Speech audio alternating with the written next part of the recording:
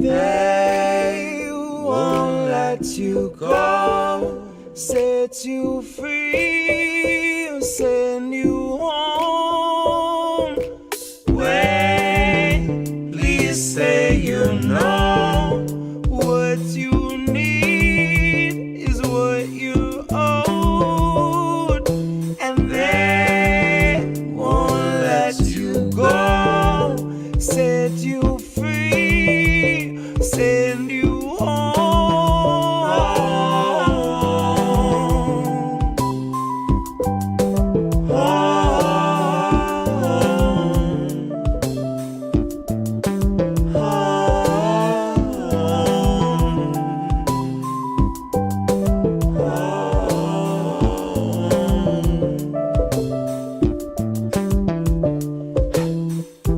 I was close enough to smell the fire. Jesus took the wheel and then he kicked me off the ride. I was busy shouting at myself from in the crowd, about to throw down and drag myself outside. I had to give myself the business. When I show myself forgiveness, it goes right between the eyes. Was looking past my shoulder, never focused on the prize. I stalked myself through burning sand the better part of 40 nights. I found myself staring in the mirror, yelling, "Go into the light." Cause I was in the rear view, staring at the highway, horrified.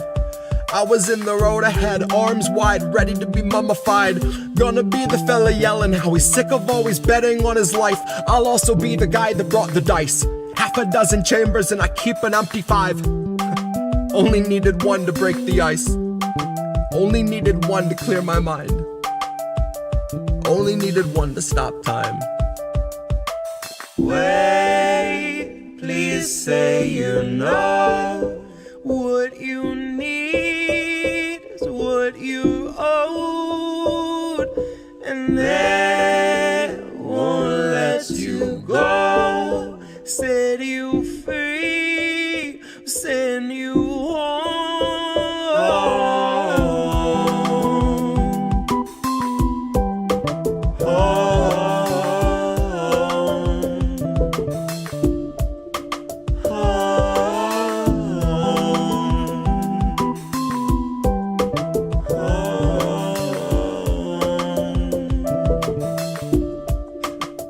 I'll be the guy that brought the dice.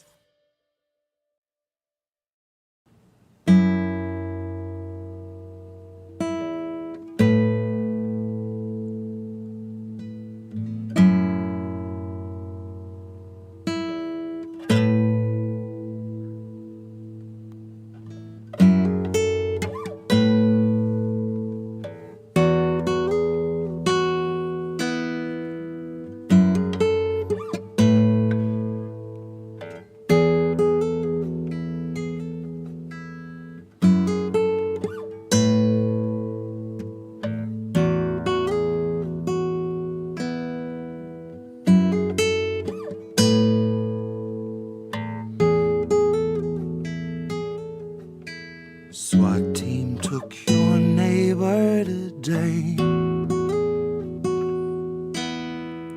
Watched them as they walked him away. You told yourself extremists come in all different shapes. Met his eyes and lowered your gaze. Is it too late for us to ever change? When we are collecting the dust of better days, they're always watching us, but we're never safe. We're not meant to be safe, not meant to escape. We aren't meant to wake.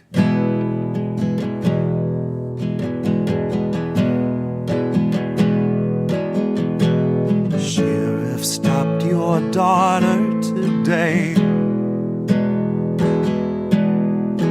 Pepper sprayed her twice in the face.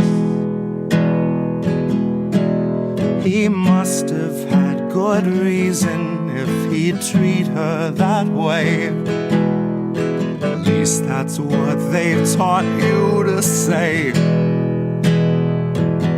But is it too late for us to ever change? Once we're collecting the dust of better days, and they're always watching us, but we're never safe. We're not meant to feel safe, not meant to escape.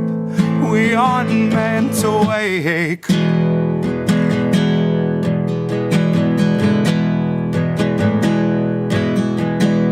Feds arrived and had you detained.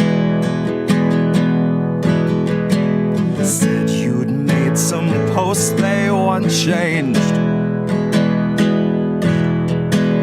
Tased you till you felt like you'd forgotten your name, or life before they had you contained. Oh, life before they had you contained.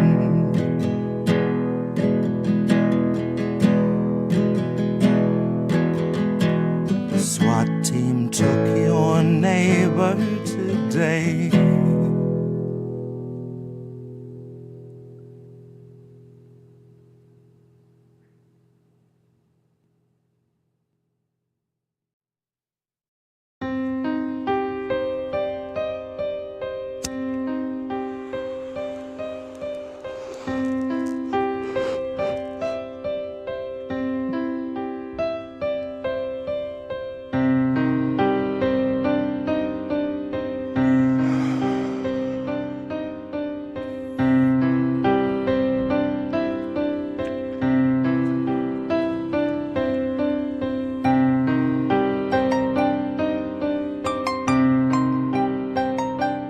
Our society and our world are full of these invented and built up and contrived facades. And sometimes some people come along with a hammer and smash that facade.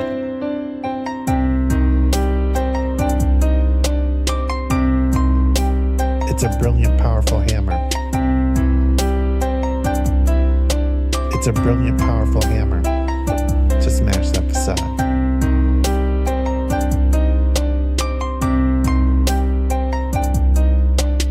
It's a brilliant, powerful hammer to smash that facade.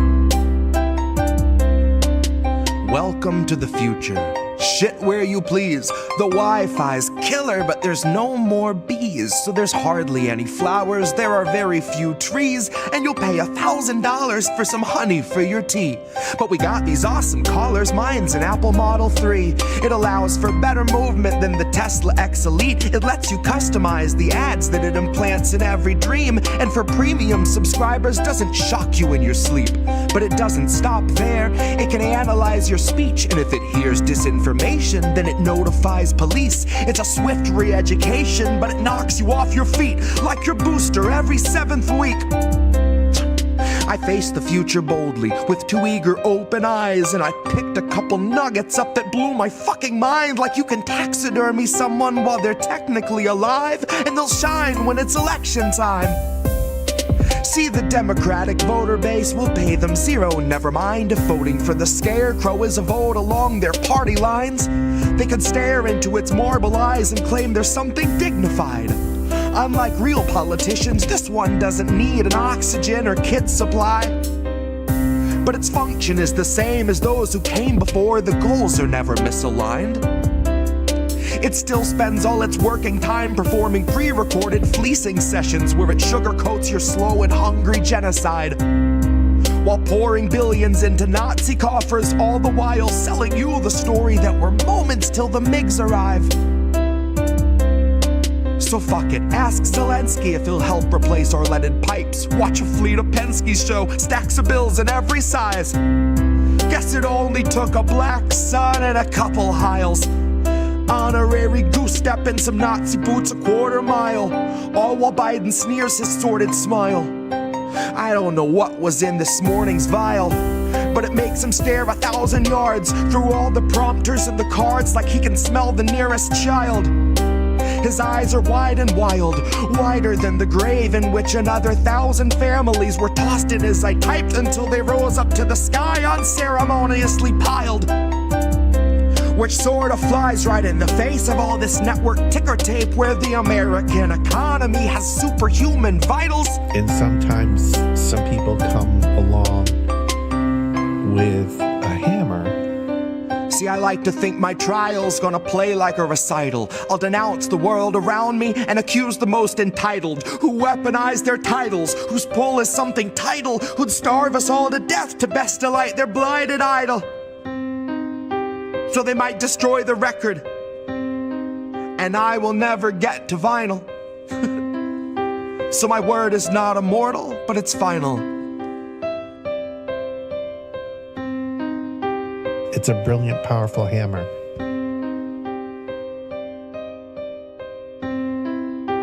It's a brilliant, powerful hammer to smash that facade.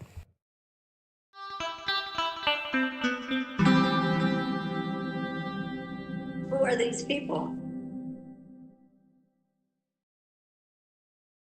Who are these people? Wow, check that out. Courtesy of the Zago brothers, we have our new Who Are These People intro, like the same one we used for the clips. Finally decided to do it for the live stream intro. Hey, this is Indy. I got Reef sitting over there looking down in a bag of something.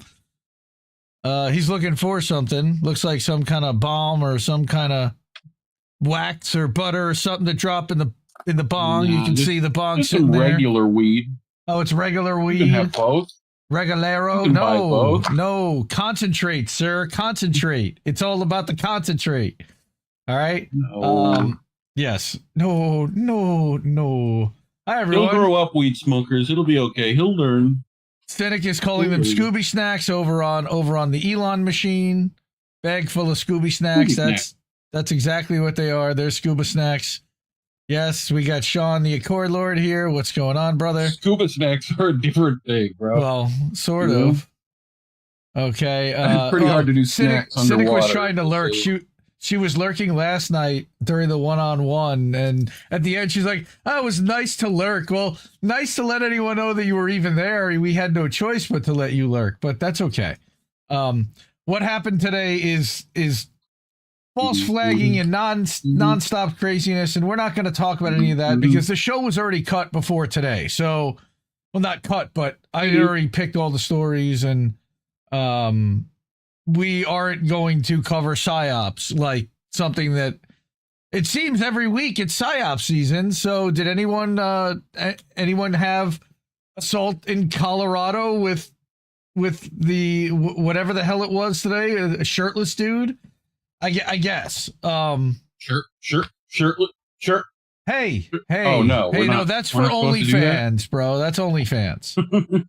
All right. I mean, don't worry. I got a fur sweater underneath. It's fine. Golden Monarch needs indie snacks. That's very funny. We're going to do some crypto indie snacks. We're going to start with that one today. And then we're going to... It's a shorter Fuck Israel segment this week. Not that it's not horrible, but there's basically one big story that's happening besides what they're doing in the West Bank, which is terrible.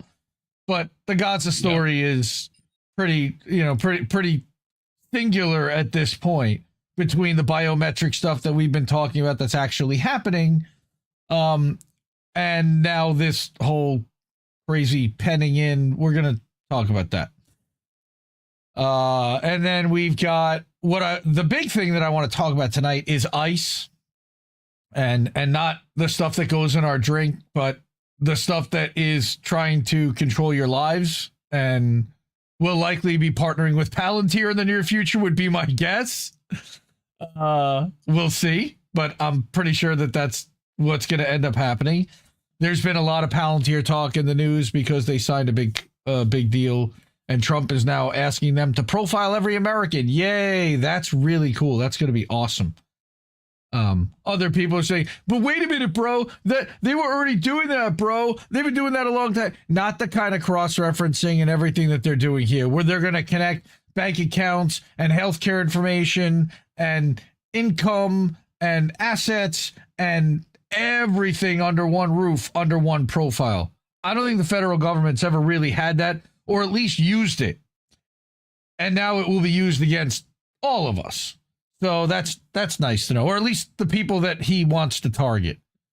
So good times, everyone. Everybody ready? What's going on, J Dubs? Good to see you. Amazon Piss Jugs over on the Instagram. Go follow him over there.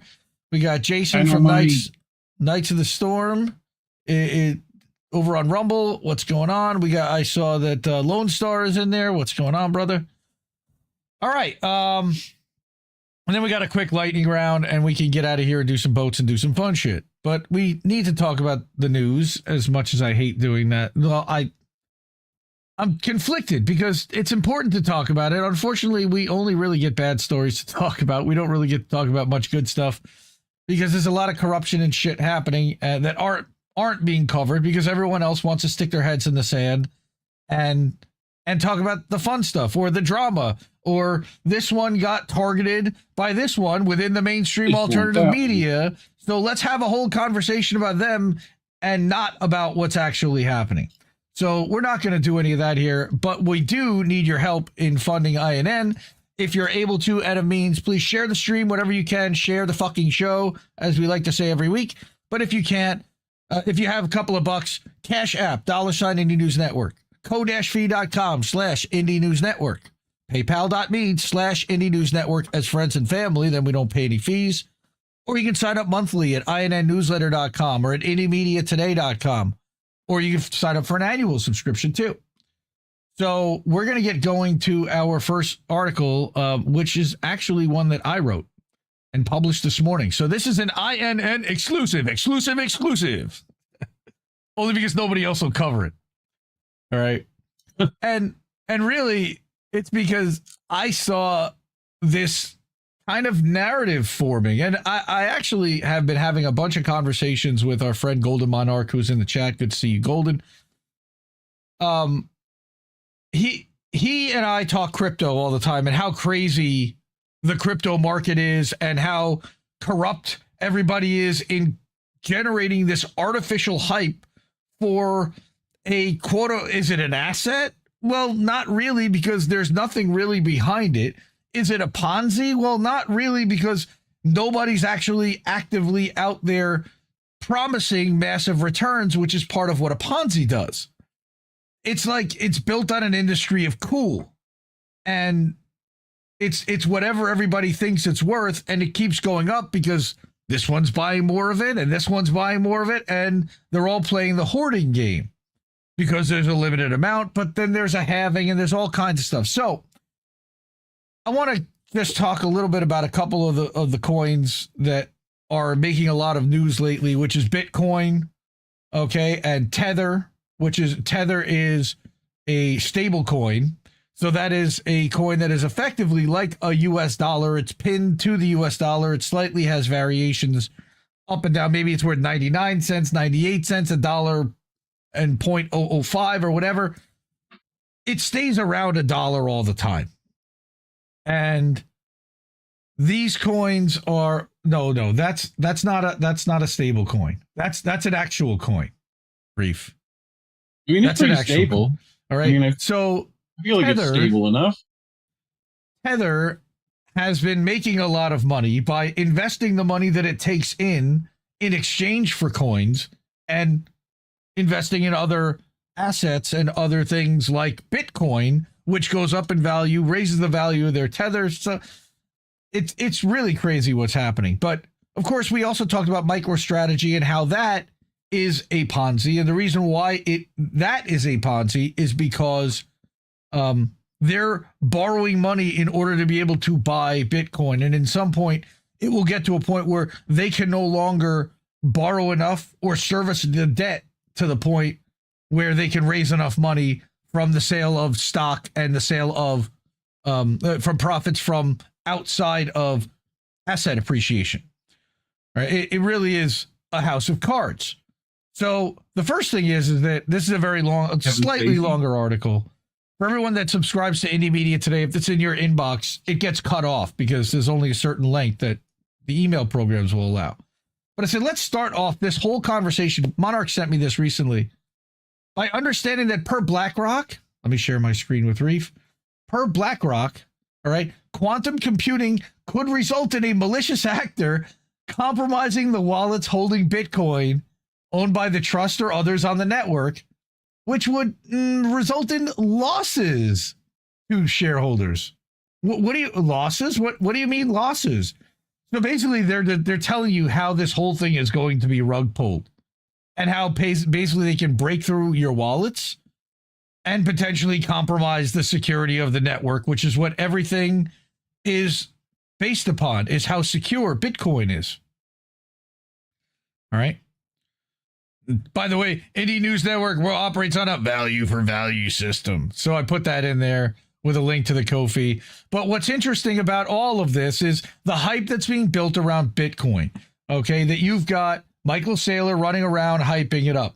You've got this Dominic Bay guy that Golden Monarch has reported on, Max Kaiser, and a whole group of clowns that run around screaming about how badly the financial system is in trouble and how Bitcoin is the savior. I mean, they're literally like Bitcoin evangelists. So again, we talked about Michael Saylor's MicroStrategy, which, by the way, he rebranded the company called Strategy now. He got rid of the micro. All right. And as we mentioned recently, Cantor Fitzgerald increased its position in Michael Saylor's company, which is borrowing to buy as much Bitcoin as it can. So now you've got Cantor Fitzgerald investing in Strategy, which is investing in Bitcoin, which is basically Cantor Fitzgerald now investing in Bitcoin. That's bad. That's bad. Because rather than investing in actual assets or in actual companies or actual people, now they're just investing in a digital key that they're anticipating will go up over time and never really go down. Why is it a problem? Because Strategy is borrowing at ridiculously high rates to buy Bitcoin right now, and in order to service the debt load, they'll have to keep borrowing or cash out. And I included a link to that original segment from this show from a few weeks ago. But Cantor Fitzgerald isn't the only one that's buying Bitcoin. All right. We've also got Trump Media raising $2.5 billion to buy more Bitcoin. All right. All of these companies are now deciding that rather than producing a product that yields profits and having to pay employees and do payroll and everything else, now they're just like investing in Bitcoin and counting on that appreciation to make their stock grow. All right. So they don't actually have to do anything, and they're just making money on their investments. And as the people who buy more of their stock, the stock will go up because Bitcoin goes up.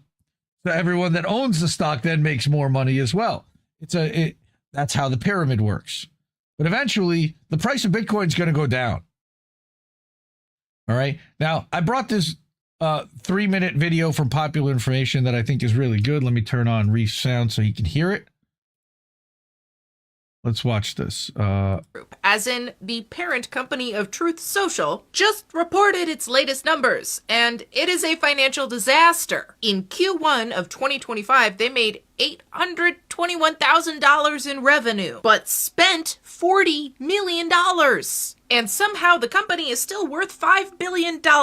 Why? Well, because Trump owns about half, and his fans buy up stock like it's a MAGA merch drop. And now they're about to pull a very chaotic pivot even for them. TMTG just announced that they are raising $2.5 billion. And instead of making better content or improving their platform, they're buying Bitcoin. They are turning into a Bitcoin holding company. Basically, if you buy Trump Media stock, you're not just buying a failing company. You're buying a slice of their crypto stash. This effectively copies MicroStrategy, a company that gave up selling software to hoard Bitcoin instead. But MicroStrategy has a Bitcoin guy at the helm. Trump Media has Trump. And that matters because Trump as president, is literally shaping crypto policy. He has been talking about a strategic crypto reserve. So now, investors aren't just betting on Bitcoin. They are betting on Trump influencing Bitcoin's future value, while personally profiting. They are also launching investment accounts around Made in America and faith and values. Basically using government tariffs and policies to pump stocks that they can invest in and collect fees from. The whole thing is a lot more than Truth Social. Trump is building a financial empire that rides on his presidency, and your portfolio might be part of the ride. Let us know what you think in the comments. This is popular information. Read the full report on popular.info and follow along for more accountability journalism. Good stuff. Great stuff. Just completely ripping off their own fans, because who else buys $Trump coin, right? I got more. All right. And there's the article for more information about Trump Truth Social. All right. But it's not just Trump. GameStop? Wait. This is getting ridiculous. They announced a $500 million Bitcoin buy. All right. They said they were going to do this in March, and it dropped their stock like 20% instantly. Have a good time with your Bitcoin. And now they're doing it, and the stock went up briefly, and it ended up down by the end of the day. All right. And here you go. This came out of, I don't remember where, what is this? Analytics Insight. It remains unclear whether GameStop's Bitcoin investment will be a winning bet. The company is hoping that the value of Bitcoin will continue to rise over time, making the investment profitable. If Bitcoin prices remain strong or go higher, GameStop could see a boost in its overall financial health. On the other hand, if Bitcoin enters a bear market and loses a significant portion of its value, which it's done multiple times already, the company's financial position could suffer. This would not only affect their balance sheet, but also its stock price and investor confidence. Now, remember, all the short sellers that invested in GameStop that allegedly, according to our friend Ian Carroll, never closed the shorts. So they're paying to have the shorts open. They want this to go to zero because they own nothing if the stock goes to zero. Yeah. Some financial analysts believe that adding Bitcoin to corporate treasuries is a smart way to embrace digital finance. Others argue it's too risky, especially for companies not tech-focused or no steady profits. GameStop announced 6 months ago that they were going to invest in card trading and scoring the value and authenticity and which of GameStop's doing card trading? What are they playing? Pokemon cards? Basically, yes. They're going to rate and give you like a 9.4 mint rating for your Pokemon cards that you'll pay for. I gotta get that Black Lotus, dog. All right, but so you got GameStop. Look out for $500 million for pack openings from GameStop. Trump Media, $2.5 billion. Cantor Fitzgerald, they don't even tell you exactly what they invested in it. You also have Rumble. Rumble announced that they were going to set up one of these treasuries, like like it said, a corporate treasury, Bitcoin reserve. All right. Now, I wrote a little bit here that, first of all, Rumble got a massive cash infusion earlier this year from Commerce Secretary Lutnick, his investment via Tether, all right, in Rumble in December. Yeah. All right. See it right at the top corner of your Rumble, right there, big Tether button. Oh, I got more than that. I got a lot more than that coming. But Cantor Fitzgerald also arranged the SPAC that originally took Rumble public in 2021, helped them acquire and merge with locals, and then acquire Callin, and then helped to bring them from a SPAC to an actual publicly traded company called Rumble Incorporated. All of those things happened, and Cantor Fitzgerald got fees and was involved in all of it. Well, earlier, late last year, we announced that, we covered that they announced $775 million investment in Rumble. Well, we were all, at least not all, I was asking, where's Rumble going to get cash from?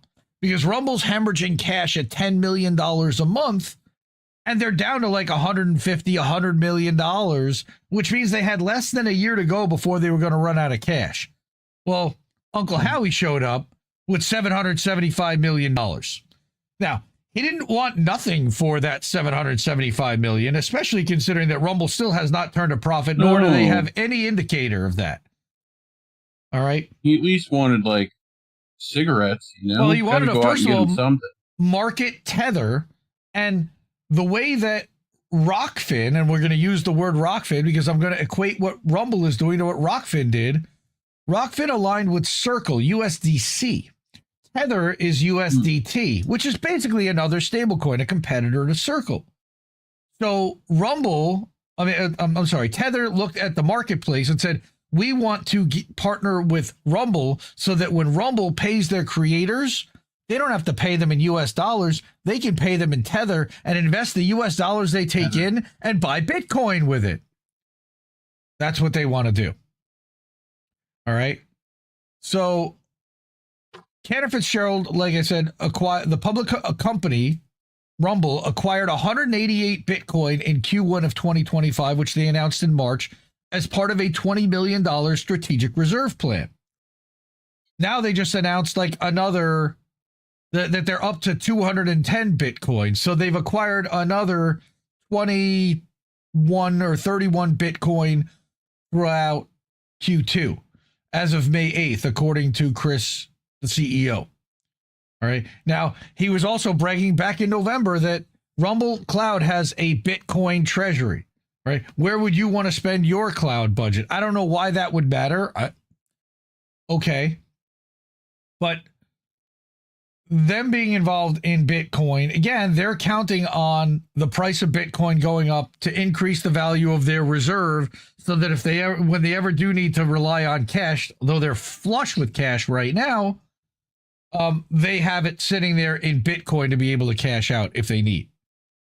That would be my only reason. That plus they want to hoard Bitcoin because they see it going up. Because, you know, when you're in on the Ponzi, you never see it or think it's ever going to go down. You only count on it. Nice shot. You only count on it going up forever. So not only, and also with the backing of the president of the United States, go ahead. If the Bitcoin goes up and places like GameStop suddenly have more liquid, does that not mean those shorts get fucked? Probably. Yes. If the stock goes up, that's bad. Okay. That's bad for the people who hold shorts. Absolutely. Yeah. But it's not just about, now look, Trump controlling a lot having to do with regulating crypto and the Trump Justice Department working on crypto. You've got Eric Trump is involved with this American Bitcoin company. There you got Eric right there in this picture. Right, this was this week at the Bitcoin conference. You also, by the way, have Chris from Rumble right there, and Michael Saylor is in this picture, and a bunch of Don Jr., a bunch of other people that are involved in pumping and pushing Bitcoin, all in one photo. But Eric is involved in this company called American Bitcoin. All right, that the Emiratis just agreed to put $2 billion into while Trump traveled overseas to the Middle East. That's a little worrisome. So I thought that, like, we didn't let foreign companies invest in political families. I mean, it's definitely pushing the ethical line for sure. All right. Trump family crypto venture tapped as part of $2 billion Emirati-backed investment deal. All right. So this was an ABC News report. All right. As an Abu Dhabi state-backed investment firm is making $2 billion investment in crypto business deal that could serve as a major boost to the Trump crypto family venture. Your crypto and everything else that you're playing with. That's World Liberty Financial, which is based upon, I think, the Solana or the Tron backing, which involves Justin's son. We're going to talk about Justin's son in a minute. So this digital asset, this USD1, here's another stable coin, by the way. All of these are pushing to become the coin of record. You know, the one that the United States ends up adopting as an actual dollar as the digital dollar. So again, you've got Circle, you've got Tether, you've got World Liberty Financial's USD1, and I think a lot of people will be fooled by this one because they'll just think it's literally a dollar, right? It kind of looks like a dollar, right? So we're excited to announce that MGX's $2 billion investment in Binance. All right, Binance also then is going to invest in this World Liberty Financial thing. It kind of, oh, and by the way, co-founder of World Liberty Financial, Zach Witkoff. You know that last name? His dad is literally negotiating like the Middle East deal right now, Steve. So it's all nepotism. It's all family. All right, here you go. After once deriding crypto as a scam, Trump last September announced that he and his sons were throwing their support behind World Liberty Financial, right? And we talked about that at the time and how that is going to, how that boosted their net worth by billions, at least on paper, until they cash out. But crypto and ethics experts told ABC News that the timing and scope of the Trump family's foray into crypto raised questions about whether investors, including those from overseas, could try to leverage their investments to curry favor with the administration. Oh.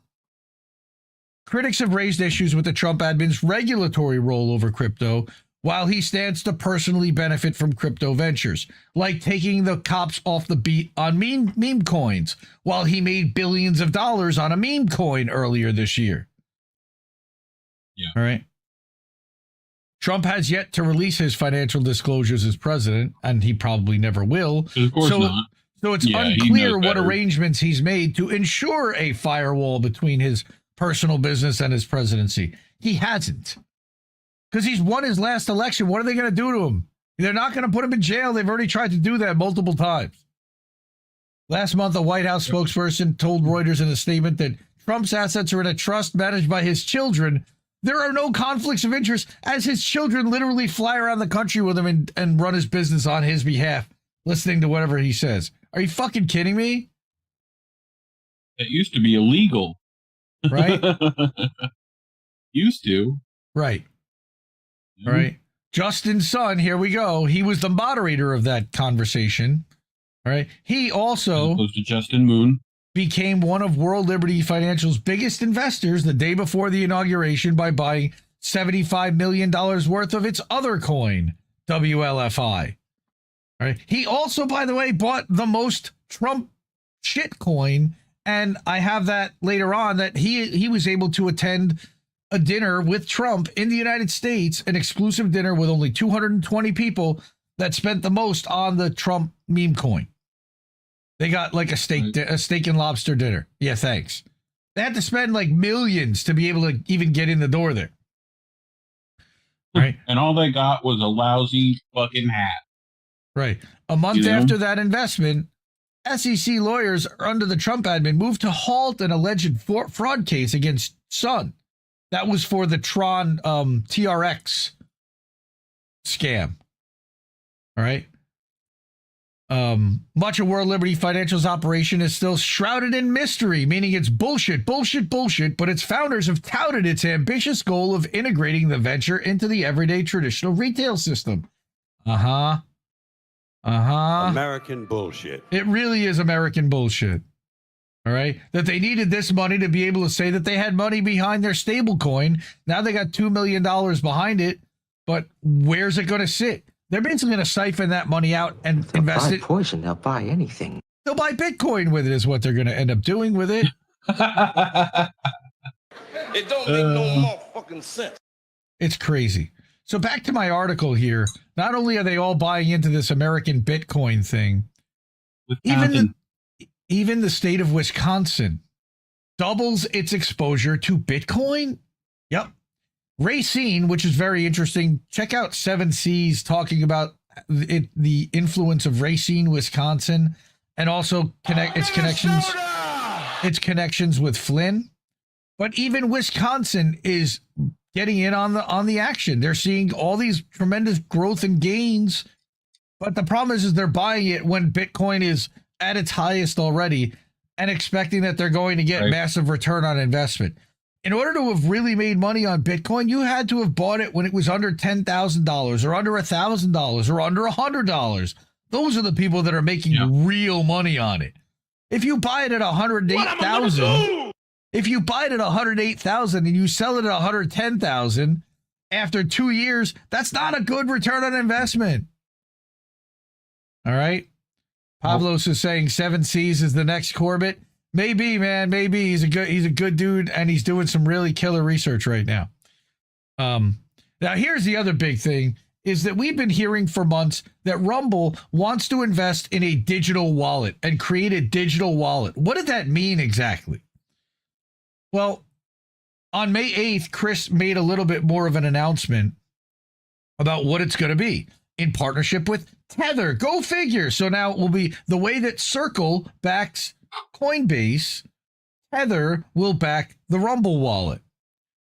Tether will compete, the Rumble wallet will compete directly with Coinbase. Our goal is to be the most prominent non-custodial Bitcoin and stablecoin wallet powering the creator economy. Coming in Q3. Whatever the fuck that means.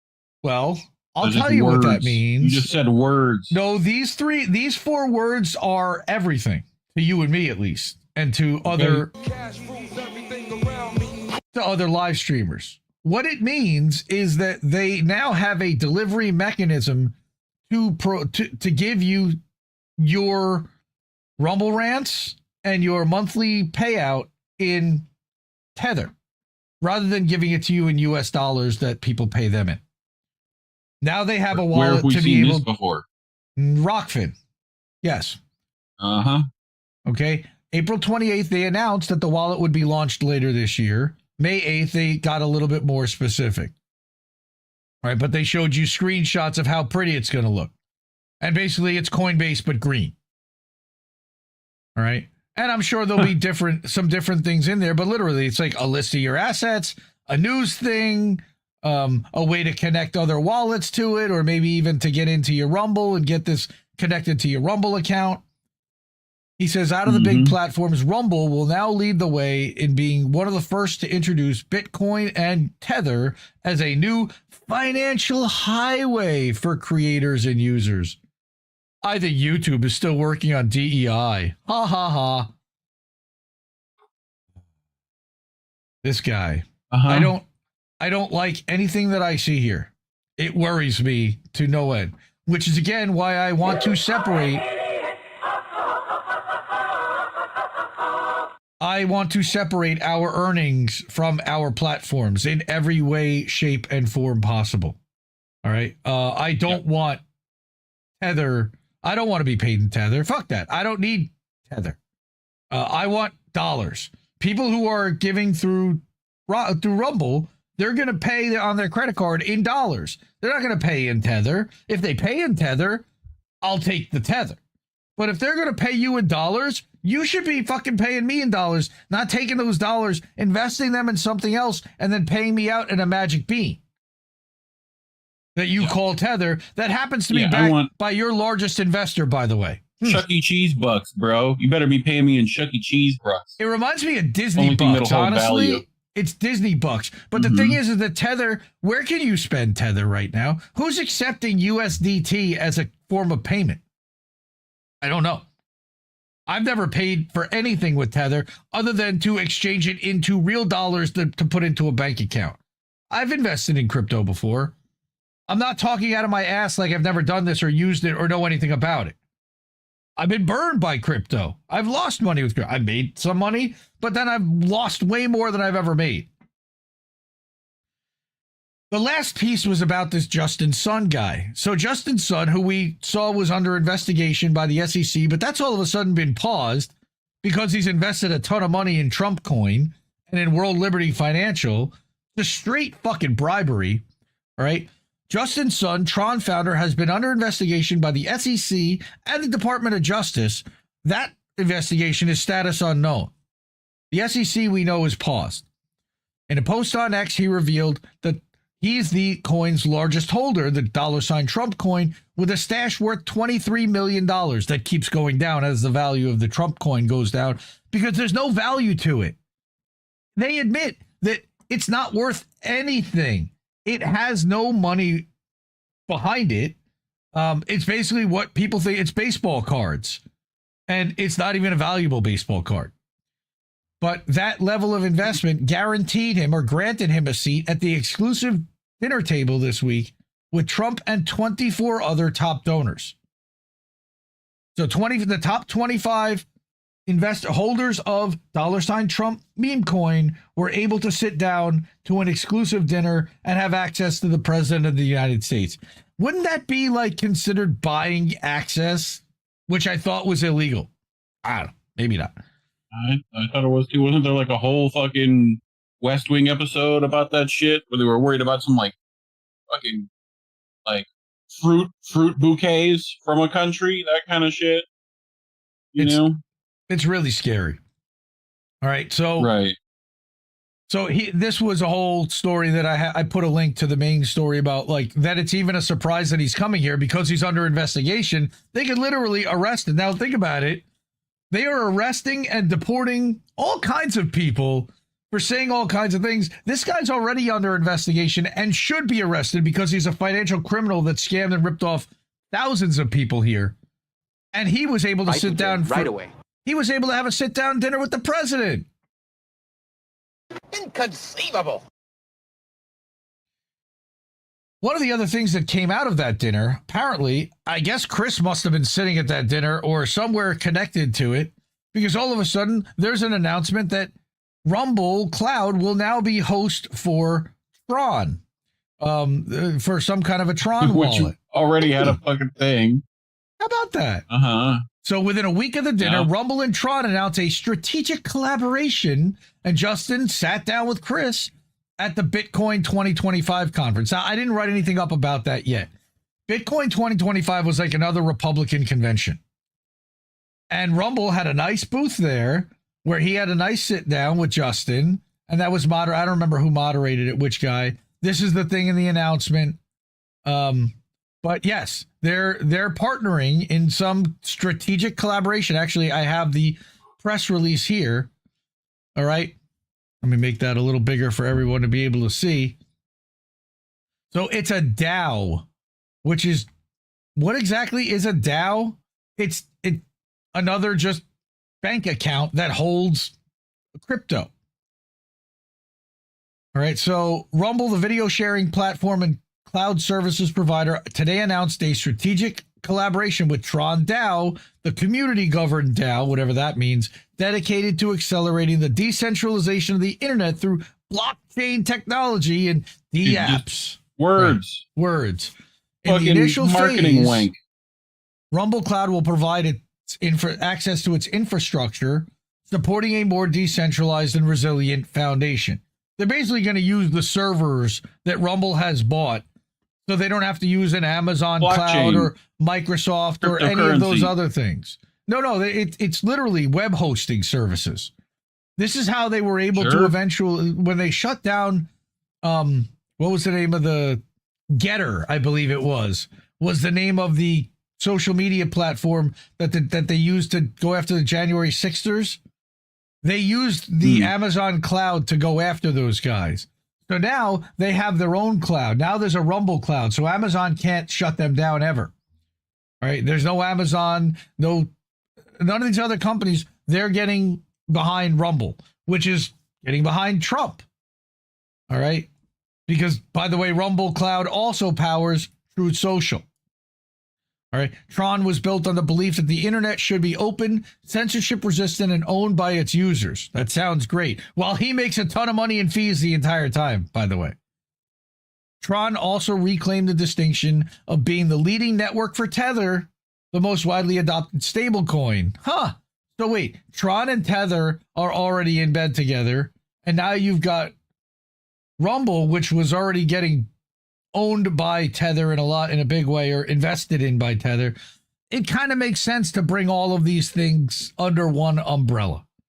And they'll continue to further consolidate and then they'll pump this stock, and then they'll move to this coin. This is about moving pieces around a chessboard. All right. Now, remember that Vice President J.D. Vance is a large early-stage investor in Rumble.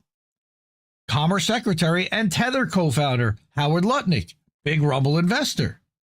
Billionaire financier Palantir co-founder Peter Thiel and the Founders Fund is also a major investor in Rumble. And Peter, Pumpkin Eater. Remember that Rumble Cloud is the host for Truth Social, and Deputy Director FBI Dan Bongino had a top Rumble channel Bongino. and also has a close relationship with Rumble and its management. But I'm sure there's nothing to see here, right? Please disperse. What does any of this mean? How do the dots connect? Well, a lot of hand-picked players are working together with the federal government to strategize the future of money. The best person who I would recommend to help figure out some of the relationships here would be Whitney Webb at Unlimited Hangout. Also recommend watching Ryan Christian at The Last American Vagabond. Stay tuned and keep an eye on what the crypto and Bitcoin champions are up to. It's not going to be good for the rest of us, I can pretty much guarantee. So that's what I wrote about crypto and Bitcoin and Rumble and Tether. I mean, I even hold some Tether because I believe that when I had to get Ray from Rockfin, I exchanged Rockfin tokens for Tether, which I was then able to bring over to Coinbase and turn into actual cash. Hey, how about that? Right. Knights of the Storm, I agree with you. YouTube did it.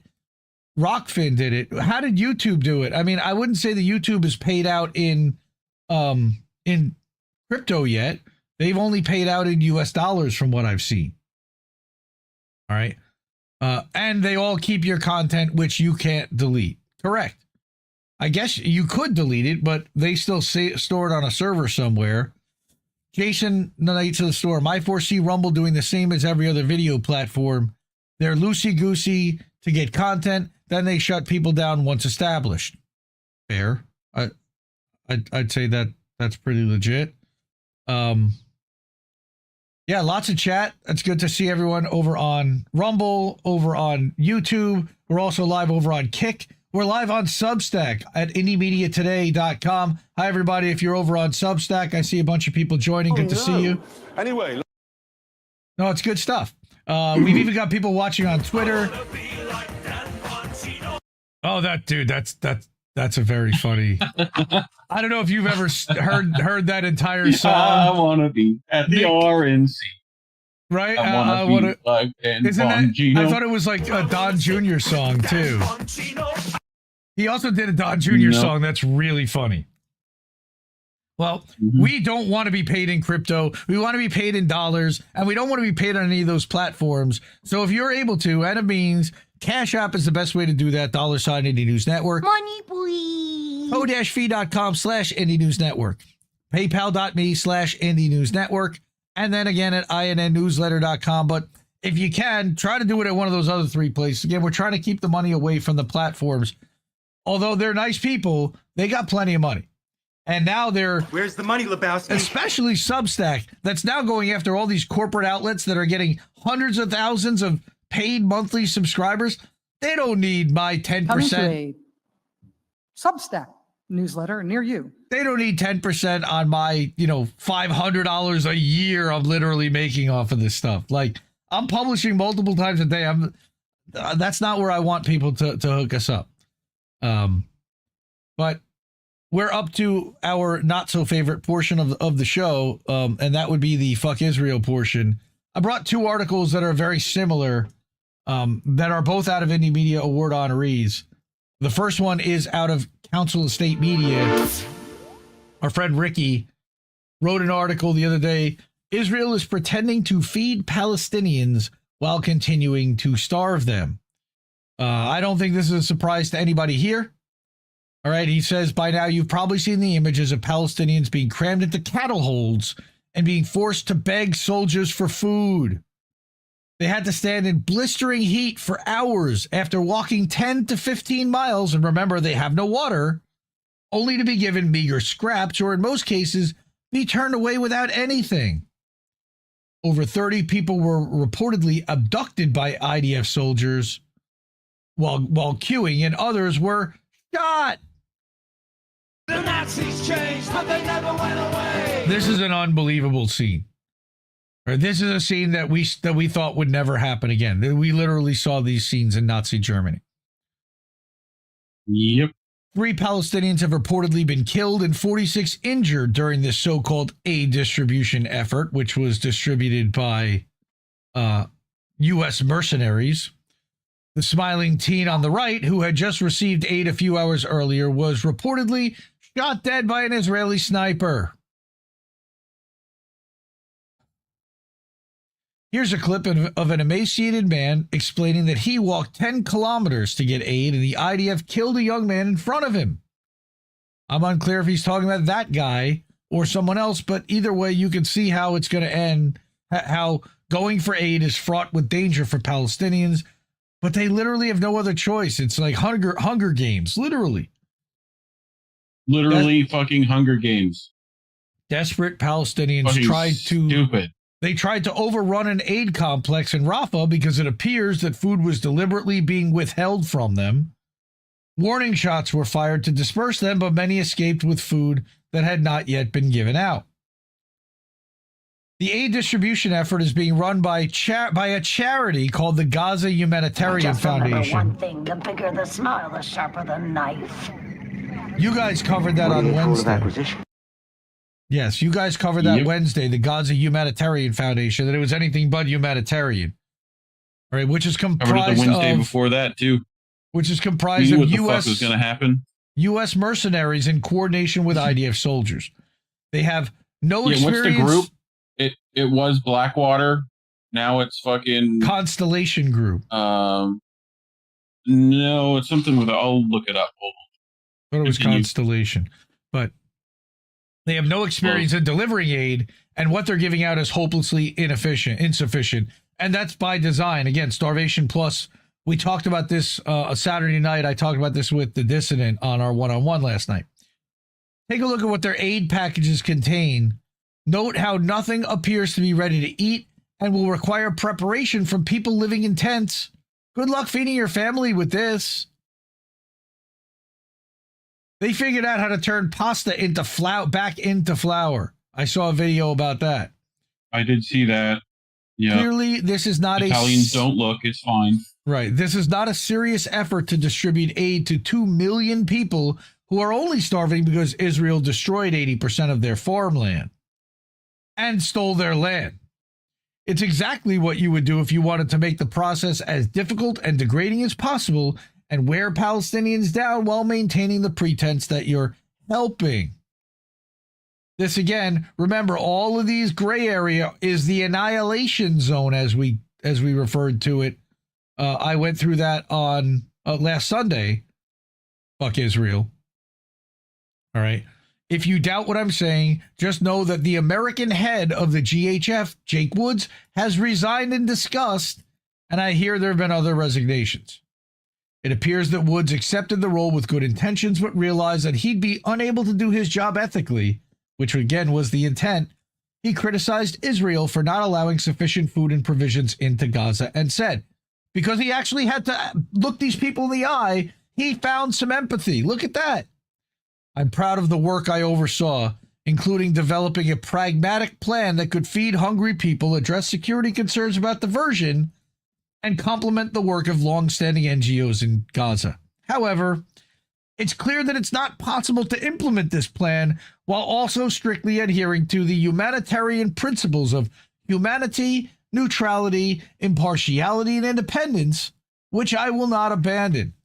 Guess who's asking him to abandon his senses of humanity, neutrality, impartiality, and independence? I'm guessing it's not the Palestinians in Gaza. Woods had previously stated that he will not be part of anything that forcibly dislocates or displaces the Palestinian population. I don't know why he would have accepted it in the first place, because they already were displaced. Further displaces them forcibly? What? Huh? Mm. The UN refuses to work with the Gaza Humanitarian Foundation, saying that this particular distribution plan does not accord with our basic principles, including those of impartiality, neutrality, and independence. Thanks, Eric Prince, and thanks, Trump administration. And again, this would have probably happened under Kamala Harris, too. Don't make no mistake. Kamala. The Lemkin Institute for Genocide Prevention issued the following statement, quote, the U.S.-backed distribution of aid in Gaza using ex-military staff is a weaponization of food and a grotesque mockery of humanitarianism. This cruel spectacle is meant to distract from Israel's plans to forcibly displace all Palestinians from Palestine or murder them. Such action is as far away from humanitarian aid as one can go. We call it what it is, a tool of genocide. Yeah. It's awful. You better say free Palestine. Yeah, fucking diaper gang. That's right. That's right, Sean. All right. Only 7 aid trucks, 7, have been allowed into Gaza so far because Israel is, of course, stopping UNRWA and the World Food Program from entering. UNRWA says we have over 3,000 trucks, not only of food, but of medicine, waiting for the green light to go in. And they will never get that green light from Israel, at least from Israel. The U.S. will have to back them with our tanks, with our troops, to allow them to go in, which doesn't seem like that's going to happen either. They're carrying medicines, and they're expiring soon. Again, Israel's intent is to let those medicines expire, to let the milk go bad, to let the produce go bad. The U.S. claims that the GHF has distributed enough food to feed 40,000 people. That's 2% of the population that's left in Gaza right now, over 3.5 days. However, a Gaza relief coordinator called Ayad Amawi claims that even that figure is exaggerated and insists that Gaza needs 600 aid trucks a day. All right, here's the statement. We don't have time for rational solutions. He says, to clarify what's happening with the American organization operating under the protection of the Israeli military is the following. They announced the existence of a warehouse in Tel al-Sultan area west of Rafah City. Dozens of civilians voluntarily headed there without any organized distribution system to receive a food parcel, as you may have seen in some circulated photos. The process does not allow any regulated distribution mechanism like those previously managed by UN agencies. It's merely a demonstration, a way to claim that aid distribution has resumed, but it hasn't. The minimum distance a person must walk to receive a food parcel that barely lasts 2 days is more than 15 kilometers. There's no public transportation. They destroyed every vehicle. There's no roads. Only basic local tools like donkey-drawn carts can sometimes reach the area if the IDF doesn't shoot a donkey. A humanitarian appeal, which we verified, was issued by a family whose relative was detained during the distribution due to the military's presence nearby. The military demanded that that relative give over information about another relative that hasn't been seen since October 7th. It's crazy. A humanitarian appeal, which we verified, was issued by a family, again, whose relative was detained. This situation constitutes humiliation and degradation of the Palestinian citizen by intent. The current procedures resemble a ghetto, with people forced to enter through detour routes to receive aid in a degrading manner, and again with no system in place. I seem to recall our president of the United States free throw shooting paper towels to Puerto Ricans in need of aid at one point. So this is on brand. That's a fucking free throw shot, bro. This that's is like on Shaq brand. Trying to free throw, dog. All right. You know, this fucking. is ineffective and fails to reach large segments of the population. Again, by intent, they want to starve them out. They want to drought them. We are talking about tens of thousands across the Gaza Strip who will not be able to access these aid points by intent. A single distribution and location in Rafah, the heart of a military incursion zone. Which, go ahead. I want you to think about like a single fucking point. Again, single point, one place. How many people do you think are starving? How many? Take a guess. Okay. Rafa's right there. How many that right? Okay. Also, none of them are in the fucking north. There isn't any up there. Nope. No. Why do you think that is? Up there because they want to starve everybody out. They want to basically cut it in and half. Push it towards the fucking Sinai. Push them all right out. Yep. All right. To Egypt. And then, once you make them in Egypt, then you claim Hamas is in Egypt, and you fucking take Egypt too. Like, that's... Do you not see the fucking secret plan? In fact, I do believe it's General's plan, no? Isn't that what it's called? That is what it's called. Pretty sure you guys covered that. Thank you. All right. I know shit. Some shit. Fucking just gotta remember it. It will not be effective unless aid distribution is returned to a system managed by UN-affiliated institutions, ensuring neutrality, fairness, and inclusivity in the process, which, again, Israel has no intent to want to do. So you can say that, but you're just gaslighting because you know that they're not going to. And you're calling them out for what they're not doing, which is nice, but doesn't really help. Yes, they're pushing them into the sea. Not from the river to the sea, from the river into the sea is what they're trying to do. 2 million people. Yes. Thank you, J-Dub. They want them past the Nile. From the Euphrates to the Nile. They want all that shit. Take all that shit is the goal. You would think that a 3-month starvation blockade followed by an insincere aid effort would be a moment of shame for even the most ardent Zionists, but instead, they've come to social media to say this proves no genocide is happening and that the IDF is the world's most moral army and other such nonsense. Which other army would feed their enemy? What? First of all, the people of Gaza were never their enemy. There were 20,000 fighters within that 2 million that they claimed to be their enemy, who also were not their enemy because they have been imprisoning all of them since they were born.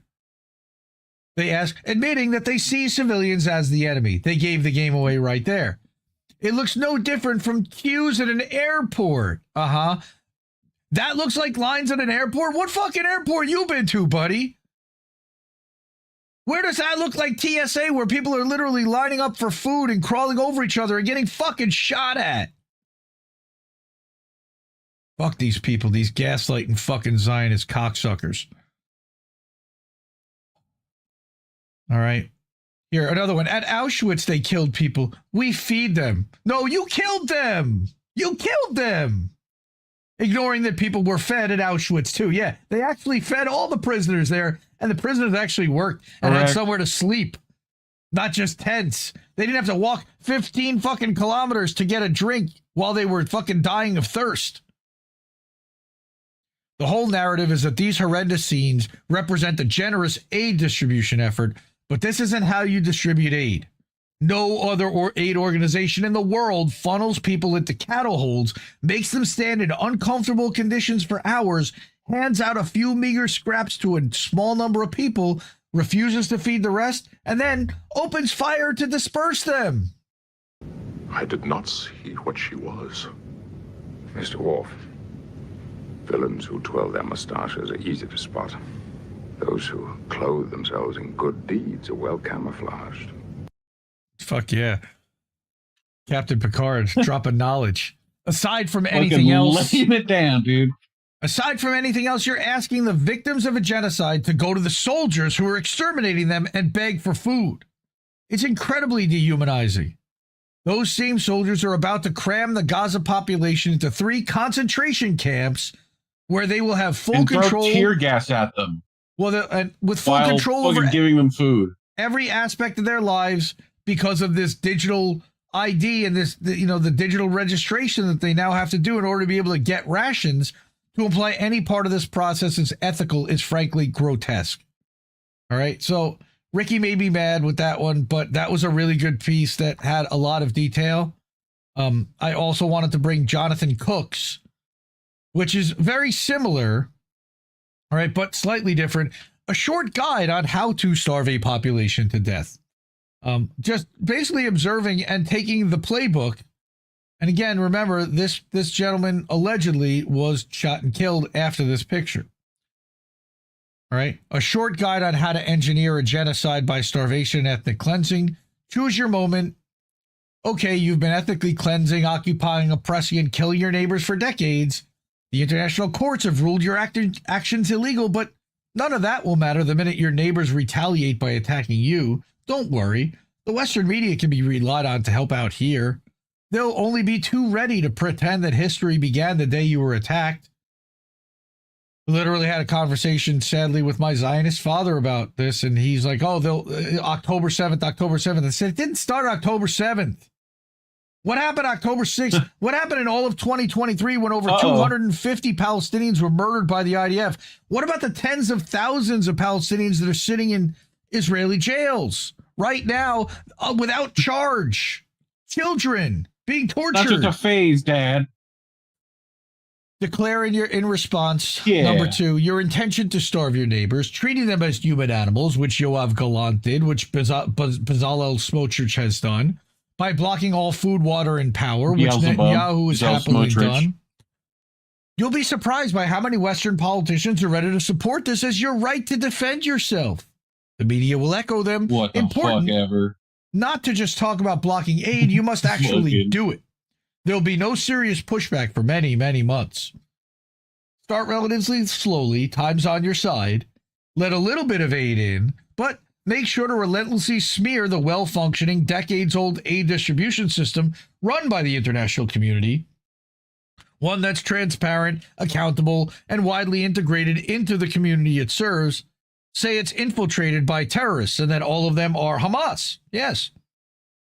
Then they use that claim, which is evidence isn't really necessary, of course, and the Western media never asks for it, as the pretext to bomb the aid system's warehouses, distribution centers, and community kitchens. Oh, and don't forget to bomb all the private bakeries, destroy all the farmland, shoot all the animals, and kill anyone who tries to use a fishing boat, so there are literally no other sources of food. You are now in control of the trickle of aid reaching what is rapidly becoming a malnourished population. Time to move into higher gear, number 5. Stop the international community's aid getting in altogether. You'll need a humanitarian cover story for this bit. The danger, particularly in an age of social media, is that images of starving babies will make you look very bad, but hold firm, you can get through this. Claim, again, evidence isn't really necessary, and Western media won't ask for it, that the terrorists are stealing the aid. Don't believe your lying eyes. You'll be surprised how willing the media is to talk about babies going hungry, ignoring the fact that you're starving them to death, or speak of a famine as though coming from drought and crop failure, not from your carefully laid plans. Again, this sounds like a country that actually did that. Our situation is dire. Yes, it is, because Israel did so. Number 6, don't lose sight of the bigger story. You're blocking aid to eradicate the terrorists. After all, what's the worth of a baby, a child, all 1 million of them, in the fight to eliminate a ragtag army of 30,000 lightly armed terrorists, quote unquote, who've never waged their struggle outside their historic homeland? Now consider that the population are entirely at your disposal. You can roll out a humanitarian alternative to the existing system that you've been vilifying and wrecking. Probably best to have been working on this part of the plan behind the scenes from early on, and how to have regularly consulted with the Americans on how to develop it. You may even find that they're willing to fund it. You usually are. You can obscure their role by using the term private contractors. Where have we seen this playbook before? Now it's time for implementation. Obviously, the point is not really to distribute aid. It's all about providing a cover story so that the starvation and ethnic cleansing can continue. And that's what we're seeing right now. Make sure you provide a tiny amount of aid and make it available to only a few distribution points that you've set up with these private contractors, and this has 2 advantages. It forces the population to come to the areas you want them in, like luring mice into a trap. Get them to the very edge of the territory, because from there, you'll be best positioned at some point to drive them over that border and get rid of them for good. Disgusting. Number 10, your system will lead to chaos as desperate, starving people fight for food. That's what they want. That's great for you. It makes them look like a swarming mass of these human animals you were talking about from the start. don't they deserve their fate?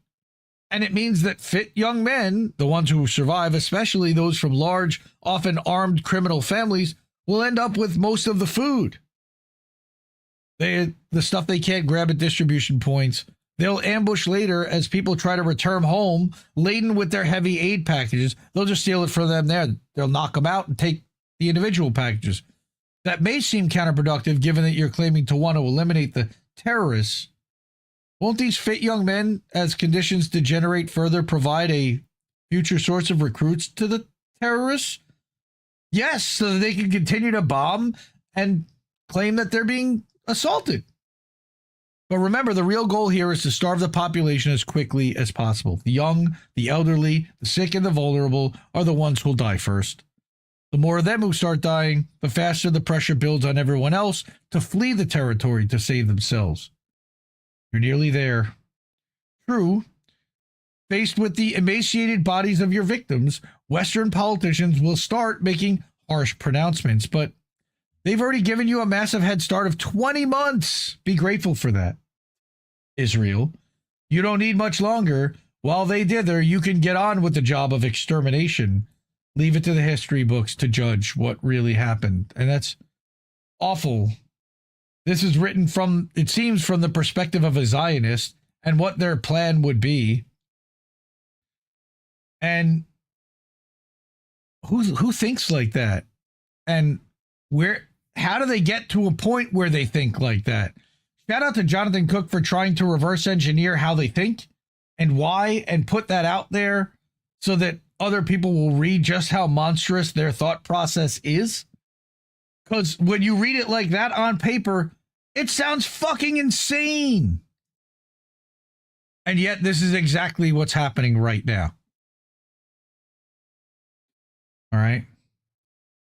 Well, we certainly will not be remonetized by YouTube for saying fuck Israel and showing this kind of stuff. So if you're able to, at a means, please help out Cash App, Ko-fi, PayPal, Indie News Network, however you can.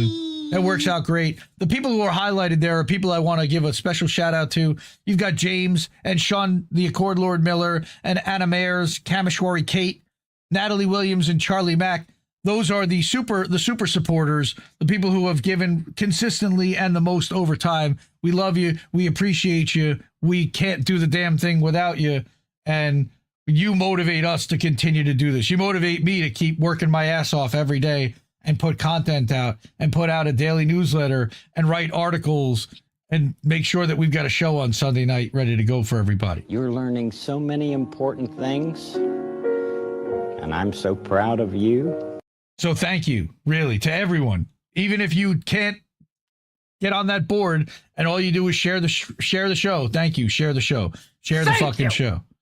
Knights of the Storm, thank you, man. If you have a Rumble channel, then repost this show. So many great points tonight. There is a way to repost. It's almost like a retweet, and it shows up on your wall, and all of your subscribers see it on your channel. All right, JW is saying that the Blackwater is sewage. Yes, Blackwater is sewage. They are absolute garbage. All right, fuck Blackwater, fuck Eric Prince. No, don't fuck Eric Prince, but you know what I mean. Constellas. The Constellas group. Garbage. Constiglieris. And they have control over a ton of this aid distribution, and they have influence over Trump administration and back channels to who knows who. We don't know. Here you go. Ghost Star. Genocide as your business model is Hillary Clinton bullshit leveling up. Right? Yep. War I'm is no good at being business. a YouTuber, so I never made a channel. Seb Applejack, that's too bad. I'm sure you do well at it. And as the 34th rule of acquisition states, peace is good for business. That's the 35th rule. Oh, you're right. What's the 34th? War is good for business. It's easy to get them confused. Yep. Actually, war is better for business in most cases, sadly. The 76th rule of acquisition? The 76th? Every once in a while, declare peace. It confuses the hell out of your enemies. Yes, it does. And that's what... Look, Look what happened with the ceasefire. Declared peace, confused the hell out of everyone, got a whole bunch of people to believe that there was a ceasefire, while Israel continued to murder people throughout the entire time, and then announced that Hamas wasn't living up to their end of the deal, even though we've got multiple independent reports that showed that they were, but Israel was not. And then Israel just continues to start murdering again. Well, yeah, and nobody holds them to account. Yeah, that's going to work out well. Now, work out real well. I wanted to call, now this is the segment about ICE and all that ICE is up to. There are a bunch of updates as to what's happening with persecution of immigrants and persecution of foreign-born people in the United States. What country you from? Not this one in most cases, but we'll start off with the Trump administration. It was announced the other day that they're shaking up ICE leadership amid frustrations with deportation levels, but not in the way that you would hope. The Trump admin, according to Aaron Reichland Melnick, the Trump admin is reassigning the heads of ICE's Homeland Security Investigations and Enforcement and Removal Operations divisions, following a meeting this week where Stephen Miller reportedly screamed at them for not hitting the quotas to arrest enough immigrants. Just to be clear, for those just listening to the podcast, ISIS means ICE is not ISIS. ISIS. No, ISIS. Right. ISIS agents use Krav Maga. We've got an ex-Mossad guy. He comes in on Thursday. Yeah, ICE, the Immigrations and Customs Enforcement. That's that ICE. Not Israeli Secret Intelligence Service. No. Otherwise known as ISIS. So, right. So, I don't care how you make those numbers, but they must be met. Break the law if you have to. We'll send them to Sudan at 4 a.m. and they'll never come back. We can pardon you. Just do it. It's literally like the way that he's screaming at these people. So that's great. Right. And in the replies is a cartoon from Ted Wilcox who says, "Welcome to the USA. Just remember, I can search your phone, revoke your visa, hold you in detention for insulting Trump or Israel, and ship you to prison in El Salvador. So enjoy your stay." This is, by the way, great meme format. If anyone wants to steal this, you can just replace the armband with anything you want and replace the text with anything you want. Perfect. Yeah. Put a little Israeli flag there, like put ISIS there. It's great. Works out well. Right. And somebody behind them. Free meme format. Maybe should have gone on holiday in Greenland. Maybe. Yep. So I brought this article from World Socialist website. Trump admin launches a witch hunt of Chinese international students. Now, I had not really heard about this, but it kind of makes sense that after they were done with the Latino issue that they're trying to address, the growth of the Latino population in this country, so they're literally just trying to deport their way out of the problem that they think that is happening. All right. Then they're also going to get to China because they feel like China is spying on the United States. So now they're going to launch a witch hunt into Chinese international students that are here. On Wednesday, May 28th, Secretary of State Marco Rubio announced that the State Department would aggressively revoke visas for Chinese international students. We heard this before about the students that were protesting at colleges. Are they going to put them in ICE detention centers? Wow. If so, I'll bet Xi's going to have something to say about that. Over 270,000 students are at risk of being impacted by this move of the Trump administration. What? That's a lot of fucking people. The statement declared under President Trump's leadership, the U.S. State Department will work with the DHS to aggressively revoke visas for Chinese students, including those with connections to the CCP or studying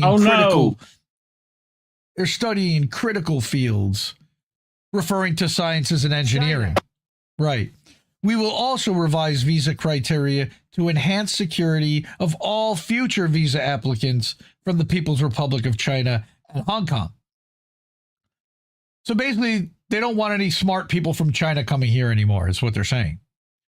In a comment by Trump responding to the announcement of the revocations of the visas of Chinese students, he said, quote, "These countries aren't helping us. They're not investing in Harvard. We are." No, they're not. They have a fucking multi-billion-dollar endowment, you dumbass. So why would 31%? Why would a number so big? I think they should have a cap of maybe around 15%. We have people want to go to Harvard and other schools. They can't get in because we have foreign students there. No, that's not why they can't get in. It's because Harvard limits the number of students they take in.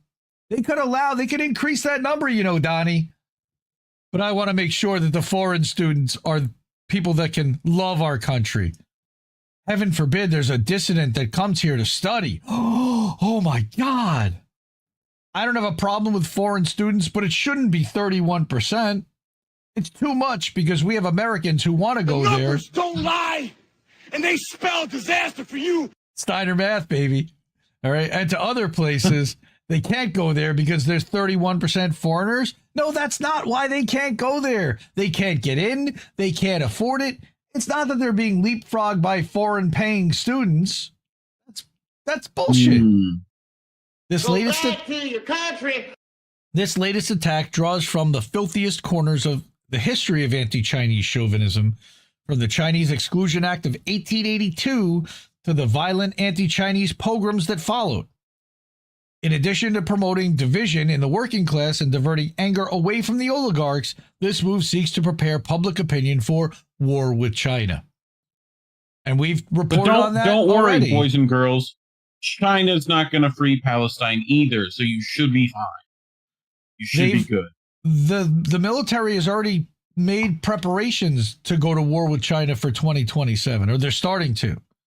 Correct. We made that. We talked about that here last year. We use every tool we have to vet and make sure we know who's coming in, says a douchebag from the State Department that used to, I believe, work for Fox News.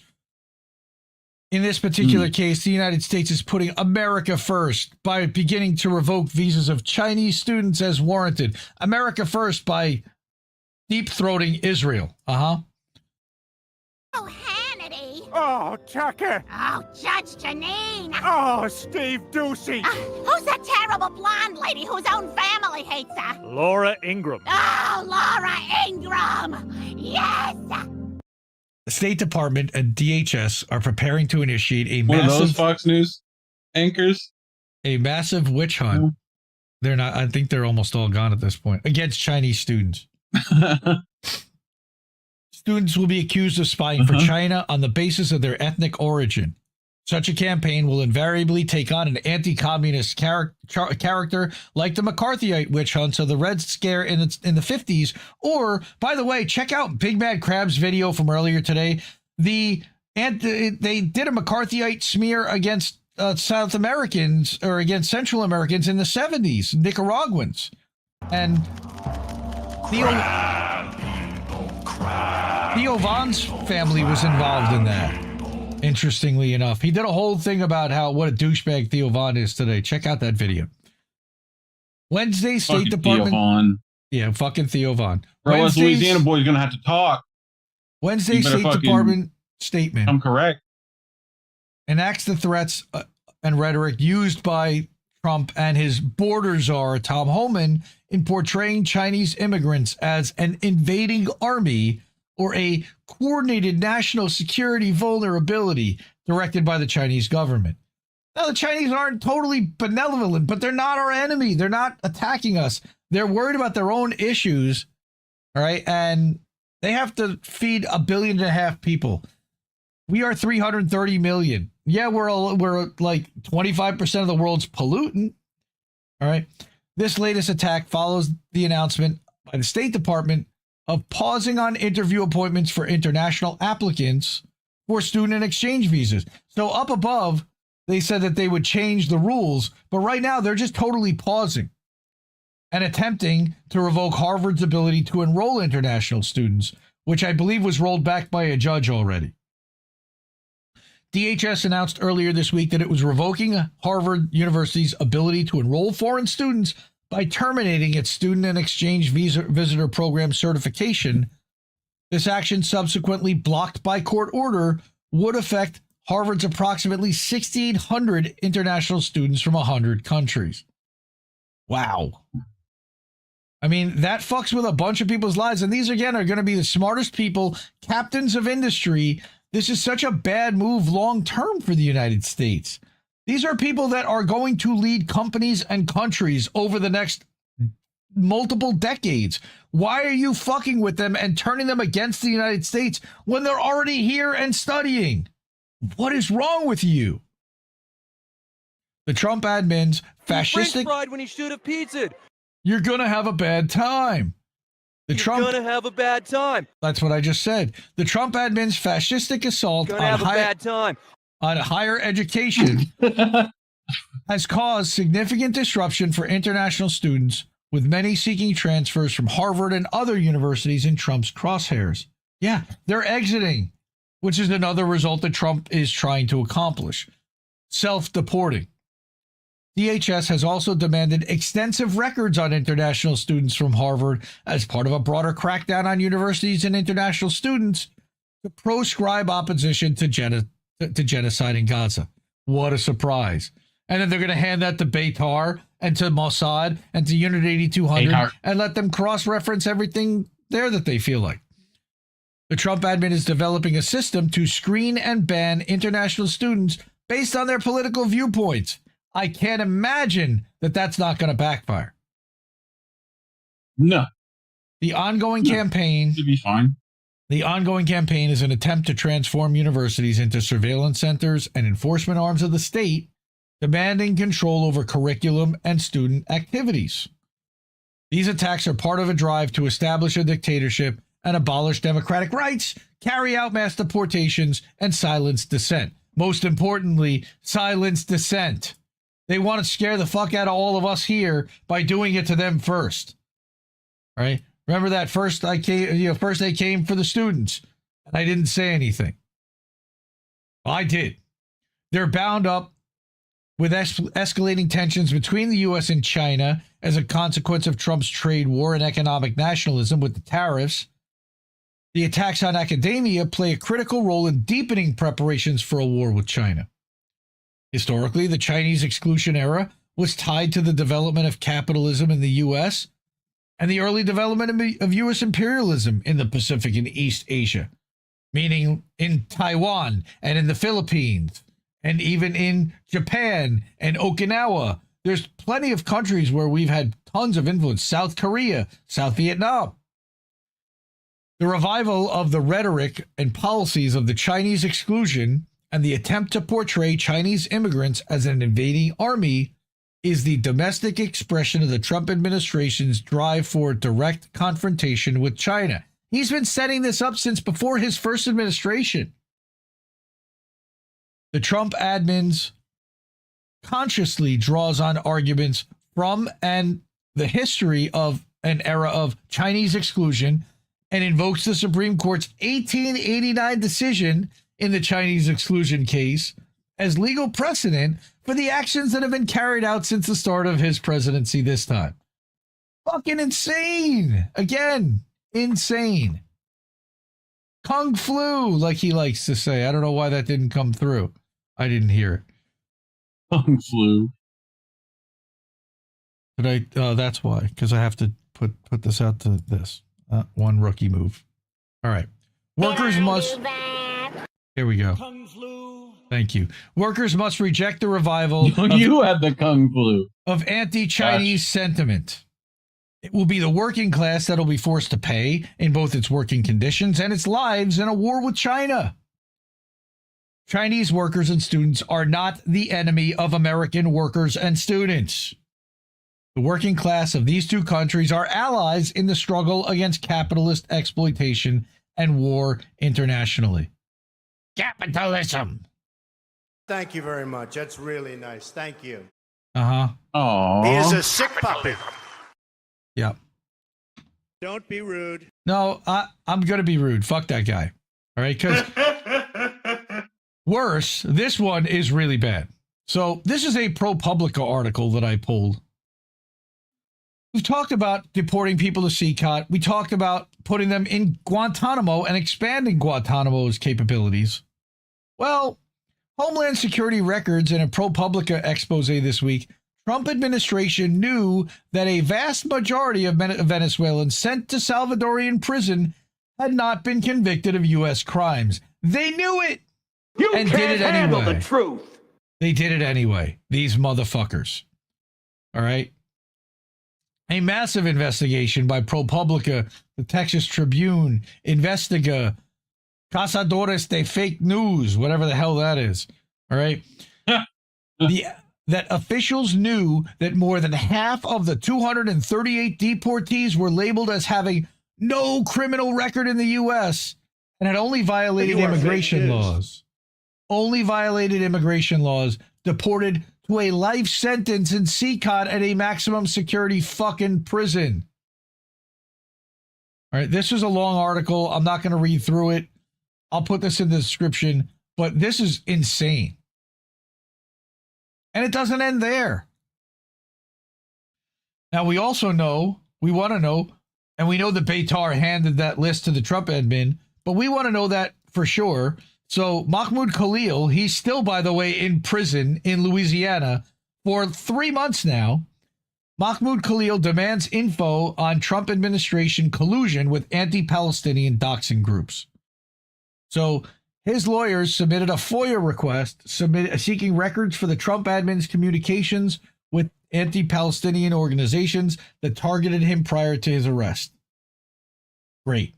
I don't know what they're going to find out and what they're going to do, but for years, these anti-Palestinian doxing groups have served as agents of repression, weaponizing inflammatory rhetoric and conflating criticism of Israel with hate speech in order to chill activism for Palestinian rights. Absolutely. Now evidence seems to point to the Trump admin colluding with them as they escalate their crusade to target non-citizens for detention and deportation, with Mahmoud Khalil serving as their latest target, Ramesia Ozturk, and plenty of others as well. Mahmoud deserves answers, and so does the public. So here they're talking about Canary Mission, also Beitar USA, an openly racist, ultra-Zionist movement. Now, I've talked about Beitar on this show. I talked about Beitar with Gen X Girl. You guys talked about Beitar on INN News. This has been well-covered territory in just how aligned with terrorists and Kahani Kai and Itmar Ben-Gvir and even backing Richie Torres in the Bronx. They got this guy, Ron Tarosian, is like their agent in the United States that pushes this shit. Beitar said it had shared the names and information with the Trump admin officials, including Secretary of State Rubio, and then the day before his arrest, documenting Jew hatred on campus, bullshit, whose advisory board includes Shai Davidai, who's a Columbia professor suspended last year for harassing staff, called for his deportation, and then the next day he was swept up and put into an ICE facility. These groups claim Mr. Khalil was in the country on a student visa when in fact he's a legal permanent resident and green card holder married to a U.S. citizen. Tellingly, federal agents had the same misinformation when they arrested him, wrongly stating that his student visa had been revoked. So they lied and they falsely arrested him on top of it. So the request was submitted by the Center for Constitutional Rights, part of the legal team representing him. Good. And then there's this lady, Jen Budd. She's something, all right? She donates all the money that she makes on all this stuff to like families that are struggling and to families that have that have been fucked over by ICE. ICE, not ISIS, but Immigrations and Customs. All right. She wrote this article that I believe the U.S. government is engaging in state-sponsored terrorism, not just against the undocumented, but against its own citizens and residents. How ICE's forced disappearances are state-sponsored terrorism and have created a national police force. Uniforms, no uniforms, many different badges, some without badges. This is intentional and it's state-sponsored terrorism. So she documents what domestic terrorism by the U.S. Code is defined as, right here. And getting clear on it, she says this means that the U.S. government cannot commit domestic terrorism by definition because the victimization of the government itself is built into their legal definition. The government's definition of domestic terrorism doesn't apply here. LegalDictionary.net has several definitions for different types of terrorism from a broad perspective covering all types of terrorism. All right. But noted on Legal Dictionary is that the FBI has a different definition. They define it as 18 U.S.C. 2331 defines it.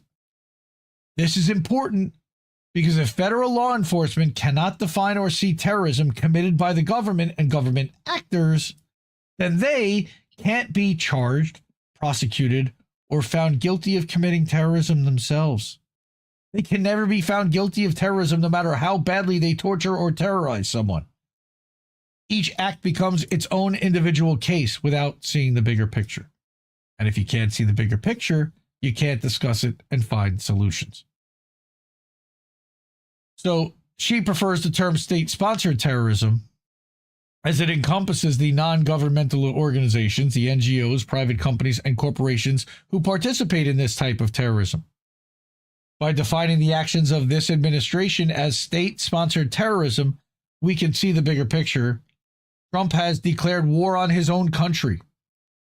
From tanking the stock market while benefiting from crypto and pumping a false market to suck more money out of the system, to corrupting the Supreme Court, to taking away women's rights, to violently, forcibly disappearing immigrants with rights to be residents and shipping them to a foreign torture prison with no due process, to running extortion rackets through the government, pardons, and everything else. For the Trump cabal, one of the most effective ways to create fear is by using state-sponsored violence in the open. They want you to see this violence and be afraid, and you should be afraid. Every single day for the last month, I get responses to my posts about forced disappearances and if they're actual police. Yes, they are. What Americans don't understand is that the federal government has used 9/11 to stoke our racism and fear. And she says, I say that collectively as a nation. I'm not saying we all bear the same responsibility. Right? This is, again, a long article. I will include the link to this. DHS does not care that this undoubtedly puts their agents in danger. This tells me it is intentional.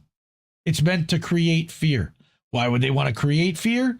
To be able to create a national authoritarian police force, one that can legally disappear migrants as well as opposition, like us. This is state-sponsored terrorism, but the FBI can't define it or see it because it doesn't recognize the U.S. as a perpetrator of terrorism, according to their own definition. The official stance is that there is no state-sponsored terrorism when the U.S. government does it. How convenient. Oh, so we have brown shirts living among us. They disappear people. Especially if they're Venezuela migrants, they're now persecuting Chinese students and going to now deport them potentially or put them in ICE facilities, tie them up with expensive lawsuits. And they're trying to stop Harvard from allowing any international students. Now, Trump tried to set a quota. Why does Trump get to decide what the quota is for how many foreign students Harvard University has? 15%. He just randomly pulled a number out of the air, and it's like, 15%. That sounds about right. Fuck all these people. Authoritarian. This is Nazi type of tactics right here. Nazi shit. We probably won't get monetized by YouTube for talking about stuff like that either. So if you're able to, and it means we really could use your help. The ways to do that are Cash App, $, Indie News Network, Ko-fi.com/Indie News Network, PayPal.me/Indie News Network, and at INNnewsletter.com. You can do it through any of those places. These are the people, our Wall of Fame, that have already done so. Really love them, appreciate them. Anything, if not, to share the show. Share it with people. Tell other people about INN. We're heavily suppressed. Nobody seems to know who the hell we are. It's unbelievable. But we're glad you do, and we're glad that you're here. So thank you for showing up. I did have a few more stories to get through in the lightning round. And I made a graphic, but I'm not going to run it because I'm not happy with it yet. I'm going to make a new one. But this guy, I see him. I literally have called him the mayor of Substack. His name is Ted Gioia. He's actually a jazz writer. Ted Gioia is the honest broker. All right. And he wrote this article about how Substack has changed in the last 30 days. And he used a lot of the Gandhi type of references about first they laugh at you, right? Then they ignore you, then they laugh at you, then they attack you, and then you win. And that is really what he sees happening here at Substack as more infiltration has happened, as more large corporations and outlets are recognizing that journalism happens here and censorship does not happen here, and that their app is effective in getting people to read. Their referral system is effective in getting new subscribers to check out your publication. And this is a really good article about how it's changed. Now, I disagree with him in a way that he almost says like it's inevitable, all right, that we should look. Billboard magazine is now launching a Substack. All right. I'm happy to have opposition from this quarter. It clarifies the values at stake. That's nice. All right. But they're launching a new Substack letter all about the charts. BBC History launching a Substack. Pete Buttigieg, Jasmine Crockett. So now people are starting to now think that politicians are going to be able to connect with their one-to-one subscribers here. Now, his attitude is basically, I'm not so chuffed about any of this, brands starting up. I don't think they'll have much luck here, but I do see more change in our future. I anticipate a stage 5 in the evolution, which is where the boundaries between alternative and legacy media start to blur or collapse. Counterculture Substacks will now turn into big media businesses, like Public from Michael Schellenberger, or Barry Weiss in the Free Press, or Mehdi Hassan with Zeteo, right? It's already happening. He says he applauds it. I disagree. The establishment will loosen up and develop new skills. I don't want them to loosen up and develop new skills. I want them to die off. Upstart Substackers like him will also benefit? Maybe, but not really.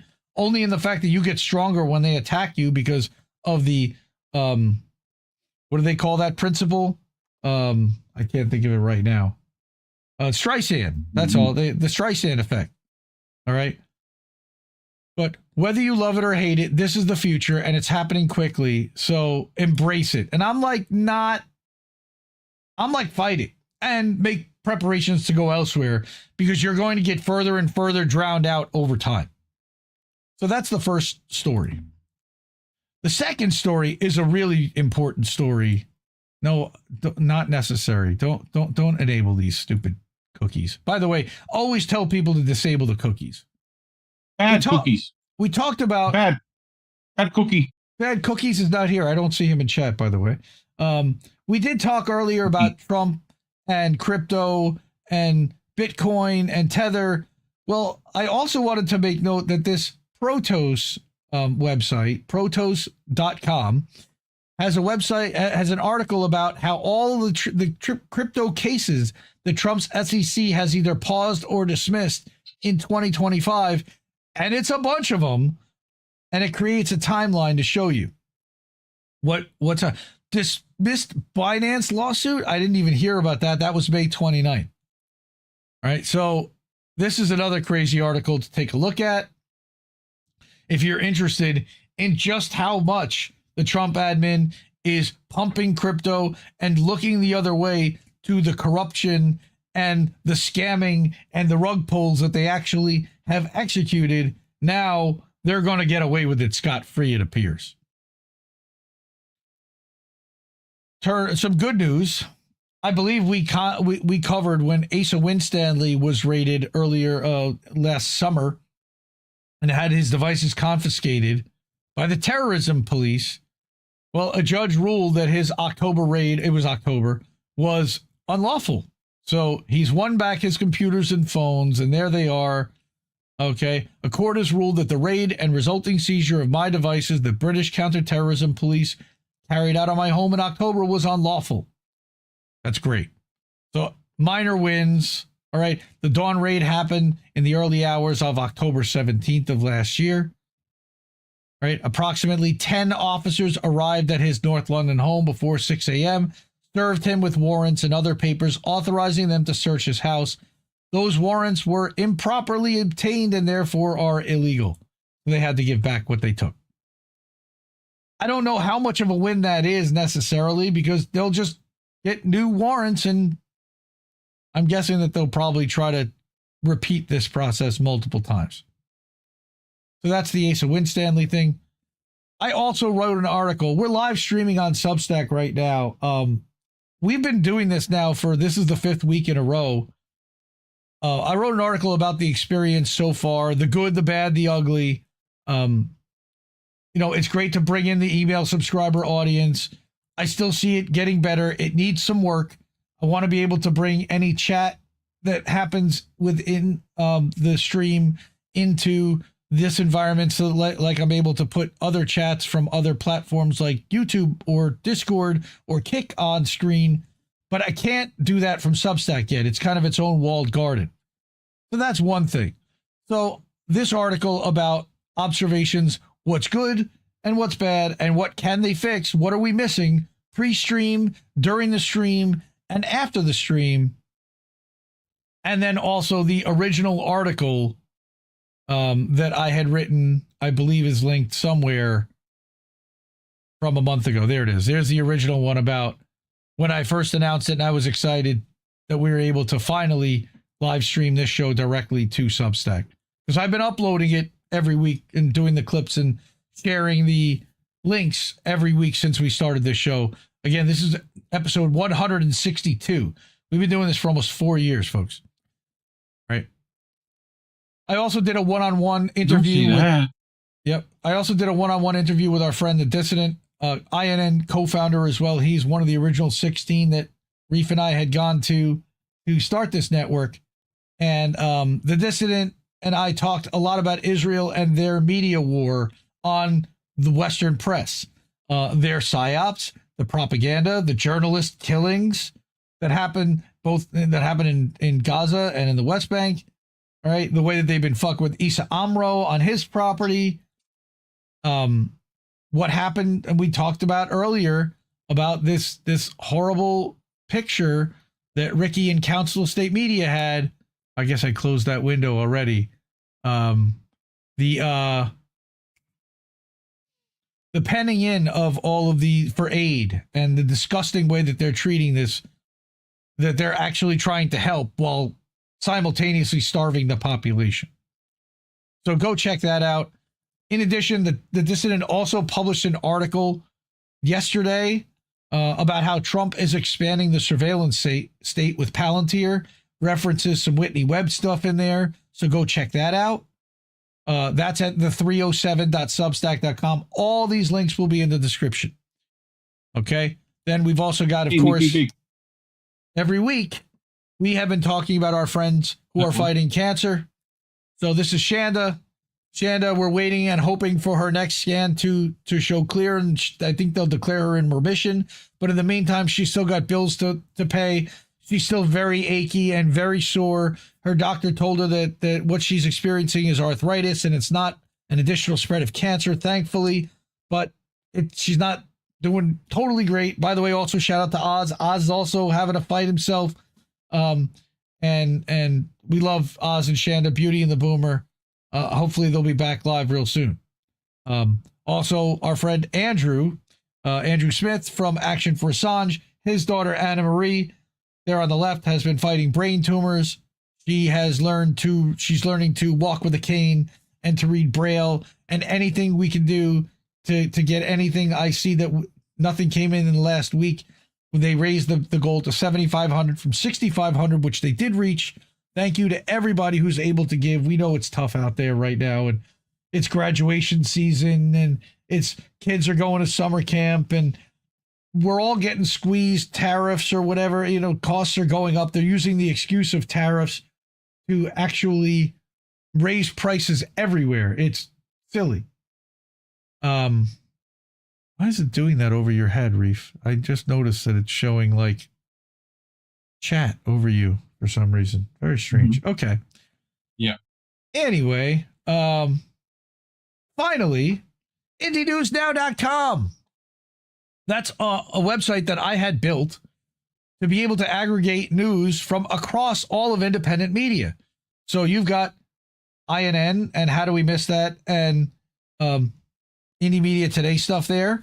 But we've also got stuff from Esha and Historically. We've got Due Dissidence. You've got Odyssey live streams and videos. The Reese Report from Greg Reese. You've got Derek Bros put out a thing where he was performing. You can watch him do that. We've got Wheezy over there on Odyssey. He did an interview with the guy from UB40 earlier today. All right. You've got Matt Taibbi, Jim Ragusky. You've got, there's a Richard. Okay. This is actually Progressive Truth Seekers putting out a Richard Medhurst video. Tons and tons of content. It goes for days and days and days. You could just keep scrolling forever and find stuff. But not only that, there's actually a watch live tab so that you can actually watch this stream. And anytime INN is live, you'll be able to watch the stream right here. Hey, look at that. We're live right there. Check that out.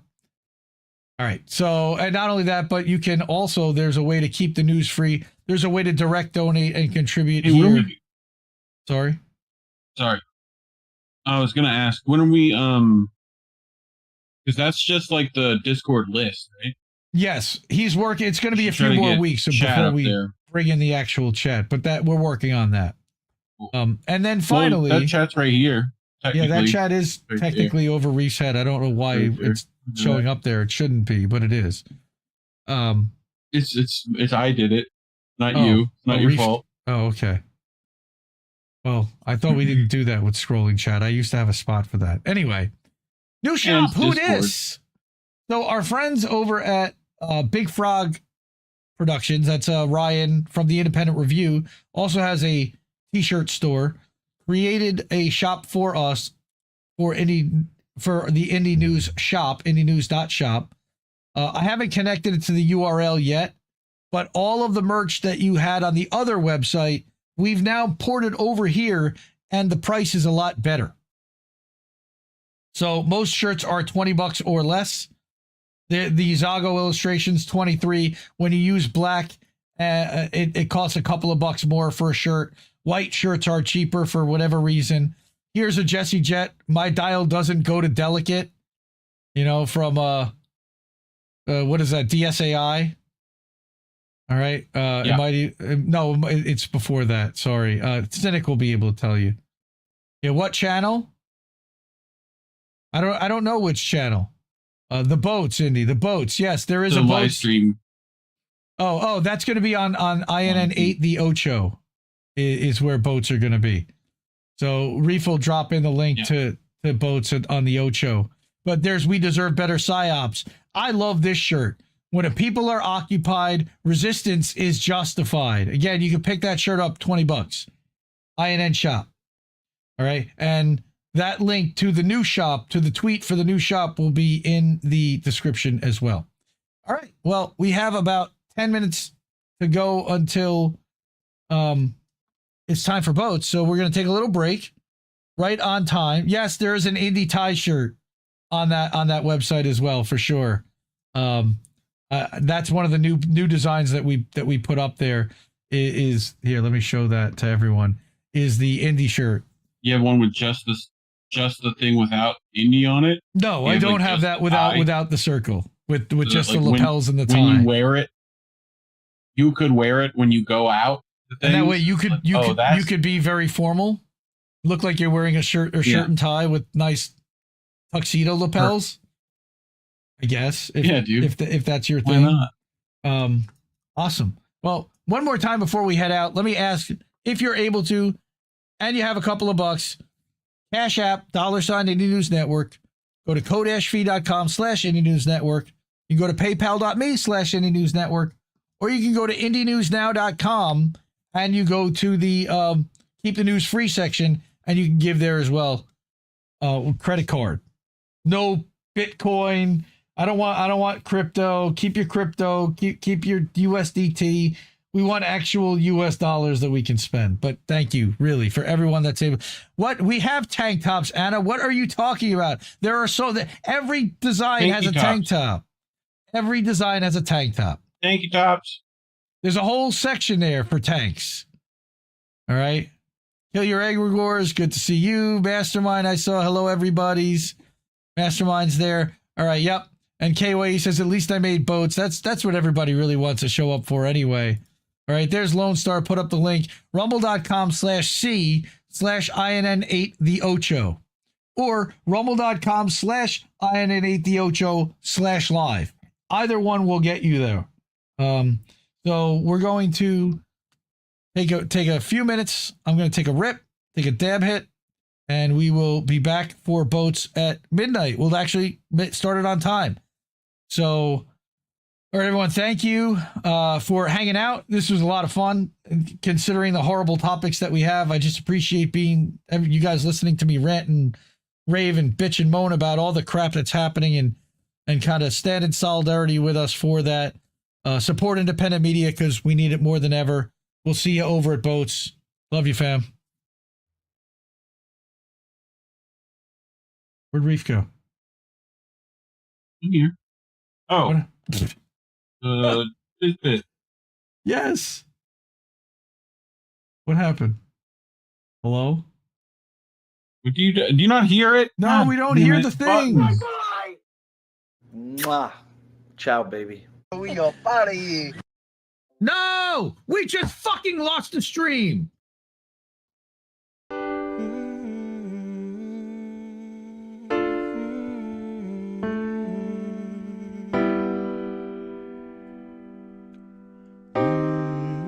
I think I liked it better being blind, when I couldn't read between the lines, and when I couldn't see the cracks in the structure that lay bare before me the whole time.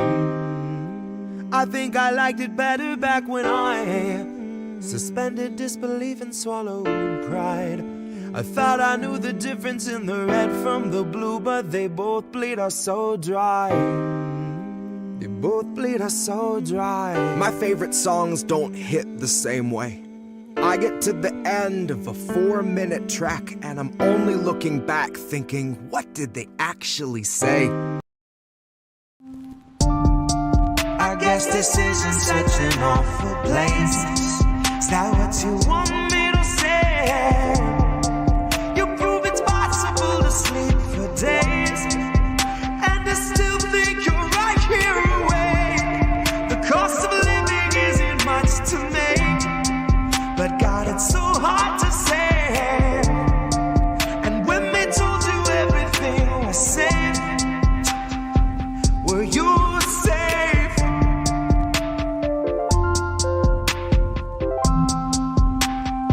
Were you safe?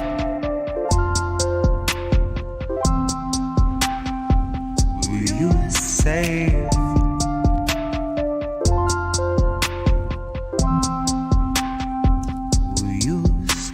Fresh off the masses, the brand new cancerous growth, who has come here to fight.